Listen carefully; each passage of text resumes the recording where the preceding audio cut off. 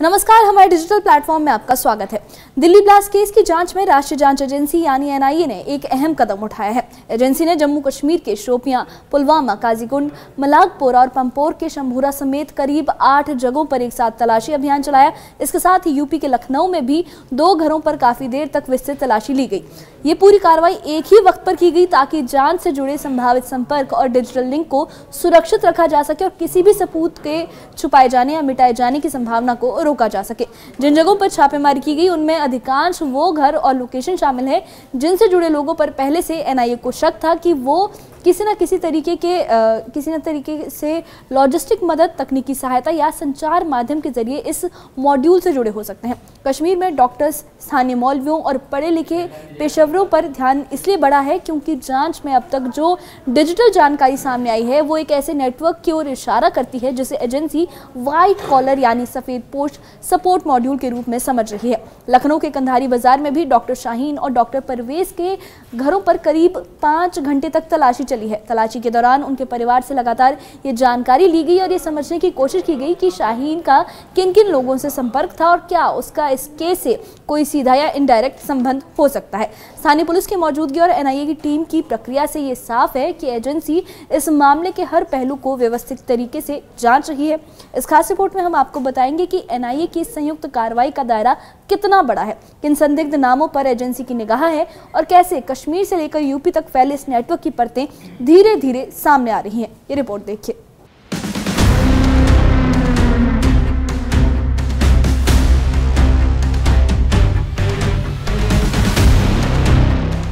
Delhi blast case में NIA ने एक बड़ी समन्वित कार्रवाई की। जम्मू कश्मीर में 8 लोकेशंस पर एक साथ रेड की गई। शोपियां, पुलवामा के कोयल और चंदगाम, काजीगुंड, मलाकपोरा और पंपोर के शंभूरा में लगातार तलाशी अभियान चला। एनआईए का फोकस ये पता लगाना है कि दिल्ली ब्लास्ट के पीछे कौन कौन से सफेद पोश चेहरे सक्रिय थे और किस तरीके से ये व्हाइट कॉलर नेटवर्क काम कर रहा था। Doctor Aamir Rashid, doctor Adil, doctor Muzaffar और डॉक्टर जासिफ से जुड़े स्थानों पर भी एनआईए ने तलाशी ली है।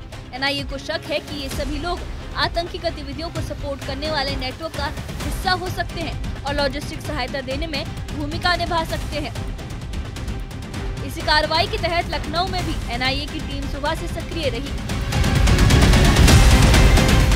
कंधारी बाजार स्थित डॉक्टर शाहीन और डॉक्टर परवेज के पैतृक घर पर करीब 5 घंटे तक तलाशी चली।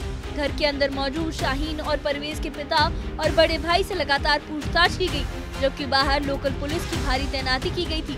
पूरी कार्रवाई के दौरान एनआईए टीम ने मीडिया से दूरी बनाए रखी और किसी भी सवाल का जवाब नहीं दिया। आतंकी मॉड्यूल और दिल्ली ब्लास्ट मामले की आरोपी डॉक्टर शाहीन के घर पर इस वक्त हम मौजूद हैं और यहां पर एनआईए की रेड चल रही है।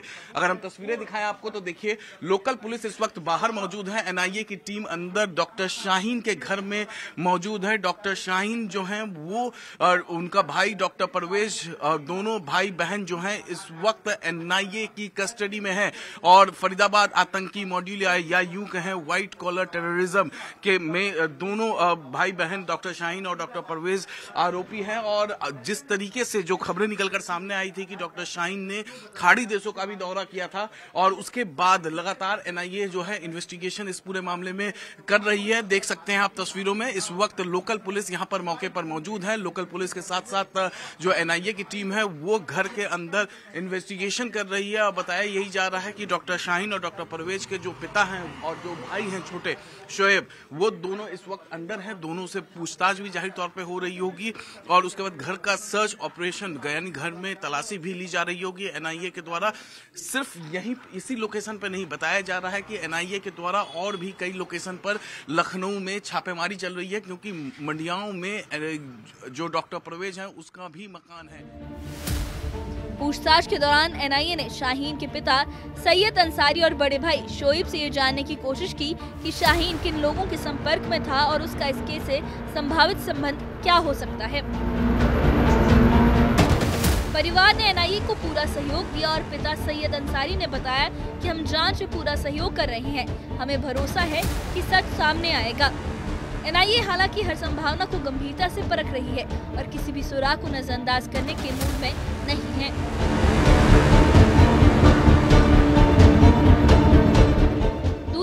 मौलवी इरफान और डॉक्टर आमिर रशीद पहले से ही एनआईए की हिरासत में है। गिरफ्तारी के बाद उनसे पूछताछ में कई नए लिंक सामने आए हैं, जिनसे कश्मीर और यूपी के बीच चल रहे एक वर्चुअल टेरर सपोर्ट नेटवर्क का संकेत मिला है। कुल मिलाकर दिल्ली ब्लास्ट केस में एनआईए की जांच अब निर्णायक मोड़ पर पहुंच गई है।